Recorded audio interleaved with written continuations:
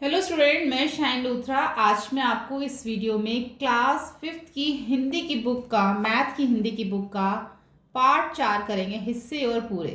ठीक है, हिस्से क्या होता है? पूरे। जब हमारे पास कोई एक चीज़ होती है पूरी, ठीक है, उसको अगर हम इस तरीके से बांट देते हैं तो ये इसके 4 हिस्से हो गए।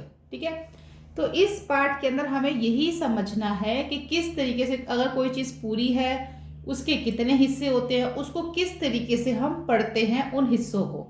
ठीक है, तो इसमें हम यही समझेंगे। तुमने हमारे देश का झंडा देखा होगा। क्या तुम जानते हो झंडा कैसे बनाया जाता है? हाँ, हम जानते हैं झंडा कैसे बनाया जाता है।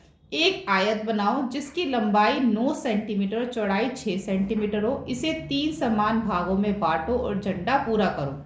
ठीक है, आपने ये करना है, 9 सेंटीमीटर लंबा और 6 सेंटीमीटर चौड़ाई वाला एक इस तरीके से झंडा बनाना है और उसको 3 समान भागों में जो है इस तरीके से बांटना है। ठीक है, आप ऐसे बांटोगे झंडा, 3 समान भागों में बांटो और झंडा पूरा करो। एक हमारे झंडे का ऊपरी 1/3 हिस्सा केसरिया रंग का है। बीच में 1/3 का भाग रंग क्या है? देखो यहाँ पे भी झंडा बना हुआ है, तो जो ऊपर 1/3 है वो क्या है? केसरिया।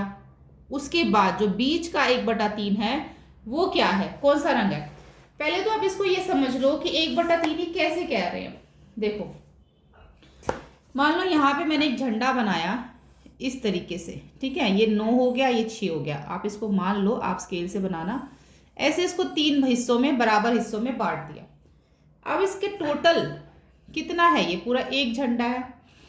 एक झंडे के कितने हिस्से हो गए? 1 2 3 हिस्से हो गए। तो जो एक हिस्सा है वो है 1/3, ये भी 1/3 है और ये भी 1/3 है। यानी कि झंडे का जो हर एक हिस्सा है वो 1/3 है। तो 1/3 हिस्सा तो हमारा केसरिया हो गया, 1/3 हिस्सा हमारा सफेद हो जाएगा और 1/3 हिस्सा हमारा हरा हो जाएगा। ठीक है, 3 हिस्से हो गए। तो यही यहाँ पे लिखा हुआ है, बीच के 1/3 भाग रंग क्या है? झंडे के बीच 1/3 भाग का रंग सफेद है। सफेद है ना बीच में। अशोक चक्र तुम कहाँ बनाओगे? अशोक चक्र कहाँ बनाते हैं? सफेद वाले हिस्से में। अशोक चक्र सफेद वाले भाग में बनाएंगे। झंडे में कितने भाग को तुम हरे रंग से भरोगे? अब झंडे का कितना भाग है जो हम हरे रंग से भरेंगे? 1/3, क्योंकि सब 1/3 है। तो झंडे का 1/3 भाग हम हरे रंग से भरेंगे। क्या सफेद रंग झंडे के 1/3 भाग से कम है? क्यों? अब जो झंडे का जो सफेद वाला हिस्सा है 1/3, क्या ये 1/3 से कम है? हाँ, ये 1/3 से कम है। क्यों कम है? क्योंकि सफेद भाग में नीले अशोक चक्र के कारण। क्योंकि जो झंडे का ये जो बीच वाला हिस्सा सफेद होता है, इसके अंदर एक नीला अशोक चक्र भी बना होता है, जिसकी वजह से वो हिस्सा थोड़ा सफेद वाला कम हो जाता है। ठीक है, अब हम इस झंडे को देखो। अब आपने इस झंडे को देखना है। इस झंडे को देखो, इसका कितना भाग काला है। अब हमने इस झंडे को देखना है। देखो, ये भी जो है 3 हिस्सों में बटा हुआ है। ठीक है, और इक्वल पार्ट्स में। तो इसका भी जो एक हिस्सा है वो 1/3, यानी कि 3 हिस्से हैं, जिसमें से एक हरा है, एक लाल और एक काला। ठीक है, टोटल कितने हिस्से हैं इसके? 3। 3 में से एक क्या है? काला। तो 1/3 भाग क्या है इसका? काला। झंडे का हरा भाग 1/3 लिखा जा सकता है, क्योंकि हरा भी 1/3 है। क्या लाल रंग झंडे के 1/3 भाग से कम है? ये जो लाल वाला है, क्या ये 1/3 से कम है? जैसे यहाँ पे सफेद वाला 1/3 से कम था ना यहाँ पर। क्यों कम था? क्योंकि इसमें अशोक चक्र बना हुआ था। ऐसे ही यहाँ पर भी जो लाल वाला है 1/3 से कम है, क्योंकि इसके अंदर क्या बना हुआ है? क्योंकि झंडे के लाल भाग पर बने सफेद प्रतीक के कारण। ठीक है, यह हमारे पड़ोसी देश म्यांमार का झंडा है। क्या नीला रंग झंडे के 1/4 भाग से ज्यादा है या कम? अब ये म्यांमार का जो झंडा है, क्या नीला रंग झंडे के 1/4 भाग से ज्यादा है या कम है? नीला रंग झंडे के 1/4 भाग से थोड़ा कम है। यह झंडे के नीले भाग का सफेद प्रतीक के कारण। देखो, अगर हम इसको ऐसे बांटते हैं इस तरीके से, तो जो ये वाला हिस्सा है नीले वाला, ये 1/4 से कम है। क्यों? क्योंकि इसके अंदर एक प्रतीक बना हुआ है। तो लिखेंगे नीला रंग झंडे के 1/4 भाग से थोड़ा कम है, यह झंडे के नीले भाग का सफेद प्रतीक के कारण। ठीक है, उसके बाद अंदाजा लगाओ कि झंडे का कितना भाग लाल है। क्या यह 1/2 से ज्यादा है, क्या यह 3/4 से ज्यादा है। आप बता रहे हैं कि झंडे का कितना भाग जो है, ये वाला जो कितना भाग लाल है, क्या यह 1/2 से ज्यादा है, क्या यह 3/4 से ज्यादा है। 1/2 क्या होता है, आधा। 1/2 से ज्यादा है ये, क्या ये 3/4 से भी ज्यादा है। इसमें 1 2 3 3 हिस्से हो गए, 3/4 से भी ज्यादा है क्या ये। तो इसका आंसर होगा हाँ, यह 1/2 से ज्यादा है। वास्तव में झंडा 3/4 से ज्यादा लाल है। 3/4 से ज्यादा लाल कैसे हो गया बताओ। 1/2 से तो ज्यादा है, पता चल रहा है कि 1/2 से ज्यादा, 3/4 से ज्यादा कैसे होगा, क्योंकि जब इसको हम बांटते हैं इस तरीके से, देखो इस तरीके से अगर हम इसको बांटें तो ये देखो 1 2 3 है तो इसके 3 हिस्से, पर ये अगर हम इसको इक्वल पार्ट्स में बांटे तो आप खुद देखोगे कि ये जो है इससे ज़्यादा है। देखो इक्वल पार्ट्स में अगर हम इसको बांटे ना तो ये तो हो गया इसका आधा हिस्सा। अगर हम इसको ऐसे बांटे पूरा, ये ऐसे, तो ये देखो ये बनता है इसका 3 हिस्से, यानी कि जो नीला वाला हिस्सा है वो यहाँ पर अभी और आना चाहिए था, तो फिर ये 3/4 होता। लेकिन नीला हिस्सा कम होने की वजह से ये 3/4 से, ये इतना हिस्सा क्या है, ये ज़्यादा है, इसलिए 3/4 से ज़्यादा है। और 1/2 से ज़्यादा तो है, 1/2 से ज़्यादा है तो पता चल रहा है 3/4 से भी ज़्यादा है। ठीक है, पता लगाओ, अधिक से अधिक झंडे इकट्ठे करो। कितने झंडों में 3 रंग है, क्या इन झंडों में तीनों रंगों के हिस्से बराबर हैं। आपको झंडे इकट्ठे करने हैं और फिर पता लगाना है कि उसमें जो है कितने झंडों में 3 रंग हैं। जैसे इटली का झंडा होता है, इटली के झंडे में 3 रंग होते हैं, फ्रांस के झंडे में होते हैं, जर्मनी के झंडे में 3 रंग होते हैं और ये बराबर हिस्सों में बटा होता है। यह केरल के एक स्कूल के गणित क्लब का झंडा है। लाल रंग झंडे में कितने भाग में है, हरा रंग कितने भाग में। देखो लाल कितना है और हरा कितना है बताना है। टोटल देखो कितने, पहले 1 2 3 4 5, टोटल जो है ये 5 है, 1 2 3 4 5। अब 5 में से जो है वो 2, देखो ये भी लाल है और ये भी लाल है, तो 5 में से जो 2 हिस्से हैं वो लाल है, तो कितना हो गया, 5 में से 2 हिस्से लाल है तो 2/5 क्या हो गया, लाल हो गया। और कौन सा बताना, हरा। हरा कितना है, 1, तो 1/5 क्या हो गया, हरा हो गया। ठीक है, इस काले चिन्ह को देखो, इसे बनाओ। क्या तुम्हारे स्कूल में भी गणित क्लब है? अगर नहीं तो अपने अध्यापक से पूछो कि यह कैसे बनाया जा सकता है। अपने गणित क्लब के लिए एक झंडे का डिजाइन बनाओ, उसका एक चित्र बनाओ। ठीक है, हमें उसका एक चित्र बनाना, जैसे कि ये बना हुआ स्कूल का, ऐसे आप भी अपने स्कूल का एक बना सकते हो। यहाँ पर क्या तुमने लाल रंग इस्तेमाल किया, झंडे में कितने भाग में तुमने लाल रंग इस्तेमाल किया वो बताना है। तुमने कौन कौन से रंगों को चुना। अब ये देखो जादुई लट्टू, ये आपने बहुत बार पहले भी बनाया होगा। चलो एक जादू लट्टू बनाए। गत्ते का एक टुकड़ा लो, टुकड़ा कैसा लेना गत्ते का, 3 सेंटीमीटर त्रिज्या का एक वृत्त बनाओ और उसे काटो।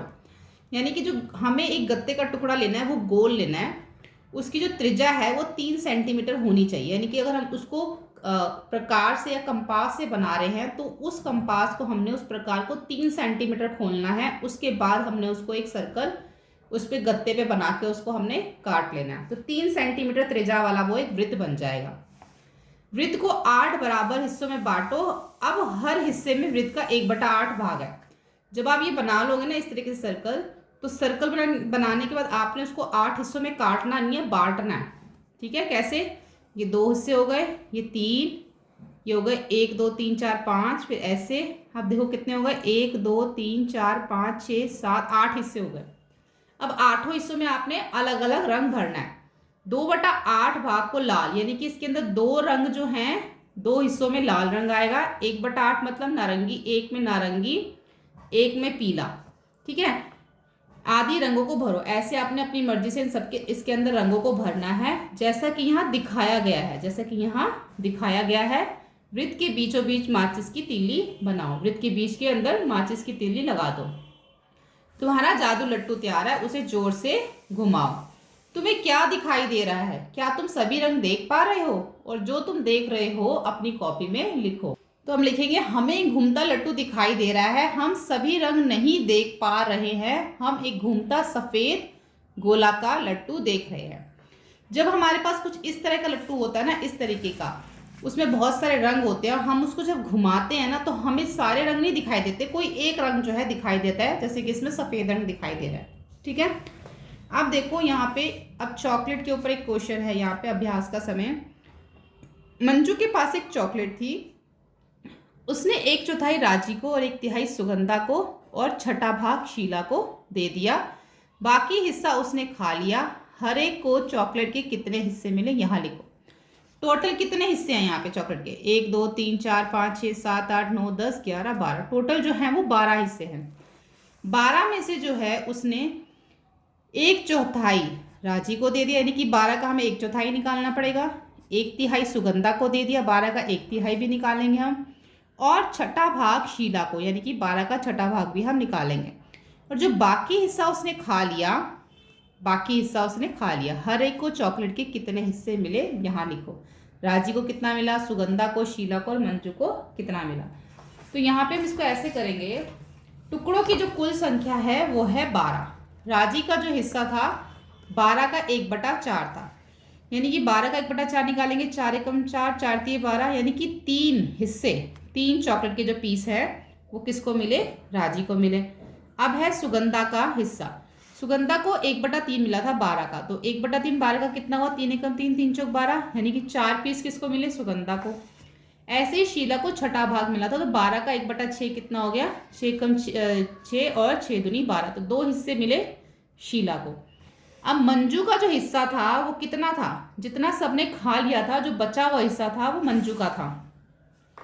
नहीं, यहाँ लिखा हुआ है मंजू ने चॉकलेट का कितना भाग खाया। यहाँ पे भाग निकालना है और यहाँ पे बाकी हिस्सा उसने खा लिया, यानी कि मंजू ने बाकी हिस्सा खा लिया वो भी निकालना है, और जितना उसने हिस्सा खाया वो कितना भाग था वो भी निकालना है। तो मंजू ने कितना खाया? तो 3 जो था वो राजी ने खाया, 4 सुगंधा ने खाया, 2 शीला ने खाया। तो पहले हम इन तीनों को जमा कर लेंगे। 3 और 4 कितने हो जाएंगे? 7, 7 और 2 9, 9, यानी कि 12 में से 9 हिस्से तो राजी, सुगंधा और शीला ने खा लिए। अब 12 में से 9 माइनस करेंगे, घटाएंगे, तो 3 बचेंगे। 3 जो हिस्से हैं वो मंजू ने खाए। अब 3 हिस्सों का मतलब क्या होता है? मंजू ने चॉकलेट का 1/4 भाग खाया। अगर हम भाग में बताएं तो 3 हिस्से का मतलब होता है 1/4, जैसे कि हमने ऊपर देखा। 1/4 को हमने जब किया तो कितना आया? 3 हिस्से। 3 हिस्से का मतलब 1/4, 1/4 का मतलब 3 हिस्से। तो उसने जो 3 हिस्से खाए उसका मतलब है यहाँ पर 1/4 भाग उसने खाया। ठीक है, उसके बाद यहाँ पे आ जाता है टोपियों को रंगो। ये भी हमने ऐसे ही करना है। 1/3 टोपियों को लाल रंगो। इसके अंदर 1/3 जो टोपियाँ लाल रंगनी है, 3/5 को नीला रंगना है। तुमने कितनी टोपियों का लाल रंग भरा और तुमने कितनी टोपियों को नीला रंग भरा? टोपियों के कौन से भाग में कोई रंग नहीं भरा? देखो ये वाला जो क्वेश्चन है चॉकलेट के जैसा मिलता जुलता ही है, आपको आसानी से समझ आ जाएगा। ठीक है, तो देख लो, पहले हम गिन लेते हैं टोटल कितनी टोपियाँ। टोटल जो टोपियाँ हैं ना ये 15 है। अगर आप इसको गिनोगे, इसको मिला के टोटल 15 टोपियाँ।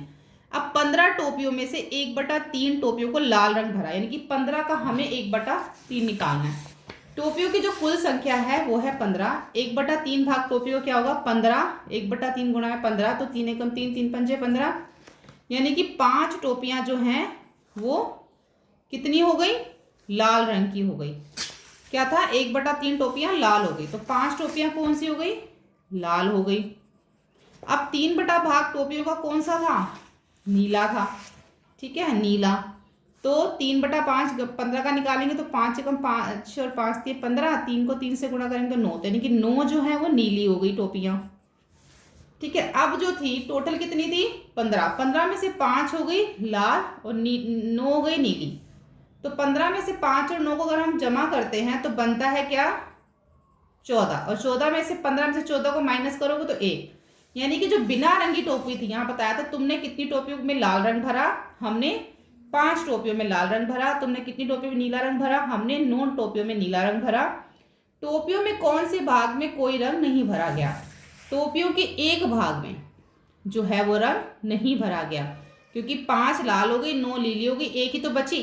5 और 9 को जमा किया 14, 15 में से 14 को माइनस किया, एक जो है उसमें नहीं भरा गया।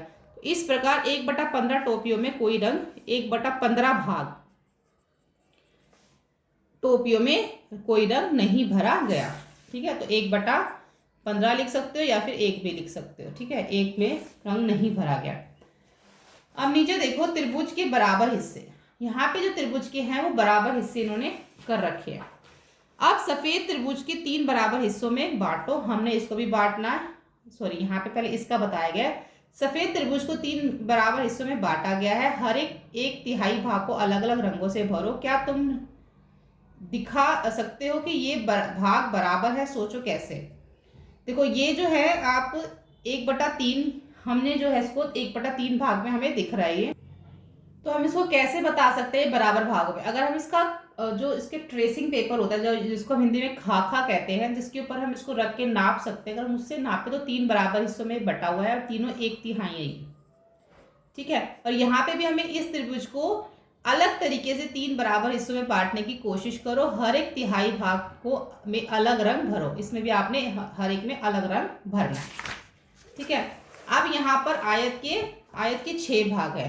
रानी ने एक आयत को 6 बराबर भागों में इस तरह बांटा। रानी ने इस तरह बांटा। अब तुम इन आयतों को 6 बराबर भागों में अलग अलग तरह से बांटो। जैसे कि मैंने ऐसे बांट दिया, ऐसे बांट दिया और ऐसे बांट दिया। आप अलग तरीके से भी बांट सकते हो। तुम यह कैसे पता करोगे कि आयत का हर भाग 1/6 हिस्सा ही है?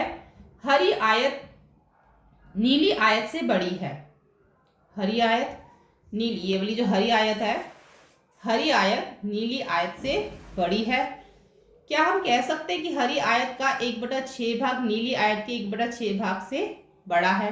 तो पहला तो ये था कि तुम कैसे पता करोगे कि आयत का हर भाग 1/6 हिस्सा है। जैसे कि यहाँ पे उन्होंने बोला था कि तुम कैसे बताओगे कि हर एक 1/3 है। तो ऐसे जो क्वेश्चन होते हैं तो वो हम इसमें ये लिख सकते हैं कि हम खाके की मदद से जो है बता सकते हैं। अगर हमारे पास ट्रेसिंग पेपर हो तो हम लिखेंगे आकृति के 6 हिस्सों में से किसी भी एक हिस्से के बराबर एक आयत का खाका खींचिए। हम खाके को एक कर बाकी हिस्सों पर रखिए। यह उनमें पूरा पूरा समा जाता है। इससे प्रकट हो जाता है कि दी गई आयत का हर भाग 1/6 हिस्सा ही है।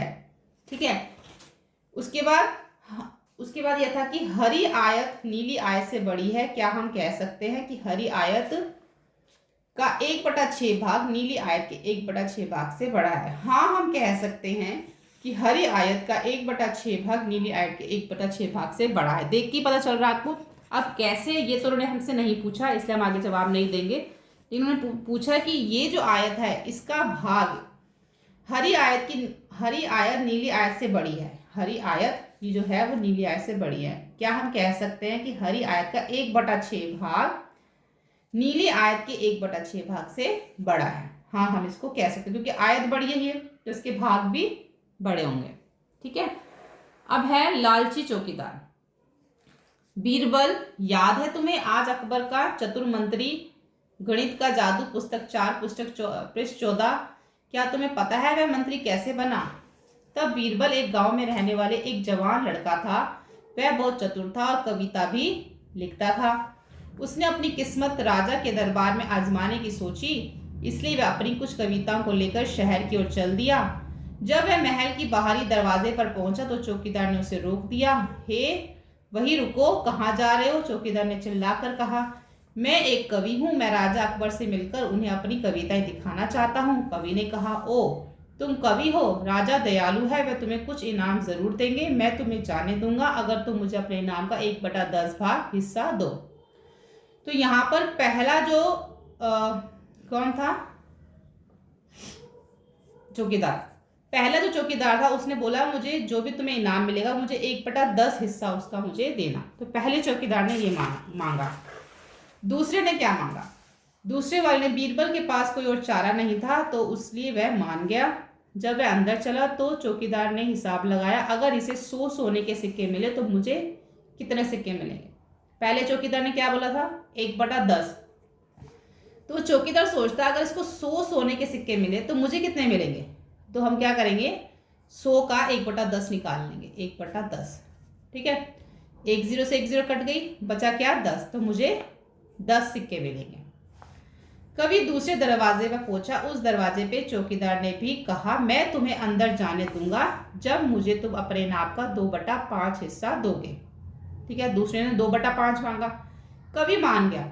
खुशी खुशी चौकीदार ने हिसाब लगाया, कवि को कम से कम 100 सोने के सिक्के मिलेंगे, तो मुझे कितने मिलेंगे? तो 100 का 2/5 निकाल लेंगे। 5 एकम 5, 5 दूनी 10 और 0 का 0 ऊपर। 20 को 2 से गुणा करेंगे तो 40। तो मुझे दूसरा चौकीदार कहता है कि मुझे 40 सिक्के मिलेंगे। कवि राजा के दरवाजे तक पहुंचा। वहां के चौकीदार ने कहा, मैं तुम्हें राजा से तभी मिलने दूंगा जब तुम मुझे इनाम में आधा हिस्सा दोगे। आधा मतलब 1/2। कवि के पास कोई और चारा नहीं था, वह मान गया और अंदर पहुंचा। चौकीदार ने सोचा, आज का दिन बहुत अच्छा है, अगर उसे 100 सोने के सिक्के मिले तो मुझे 50 मिलेंगे, क्योंकि 100 का 1/2 कितना होगा? आधा। 2 एकम 2, 2 पंचे 10 और ये 0 ऊपर, यानी कि 50 सिक्के मिलेंगे। अगर उसे 1000 सिक्के मिले तो मुझे 500 मिलेंगे। अब 1000 का 1/2 निकाल लो। अगर 2 को 1000 से गुणा करोगे, भाग करोगे 2 को 1000 से, तो 500 आएगा, तो मुझे 500 सिक्के मिलेंगे। तो ऐसा वो सारे चौकीदार जो सोच लेते हैं अपने मन में। राजा कविताओं से बहुत खुश हुआ। उसने कहा, तुम्हारी कविताएं बहुत अच्छी थी, तुम इनाम के तौर पर कुछ भी मांग सकते हो। महाराज, 100 थप्पड़ चाहता हूं। क्या 100 थप्पड़? राजा हैरान था।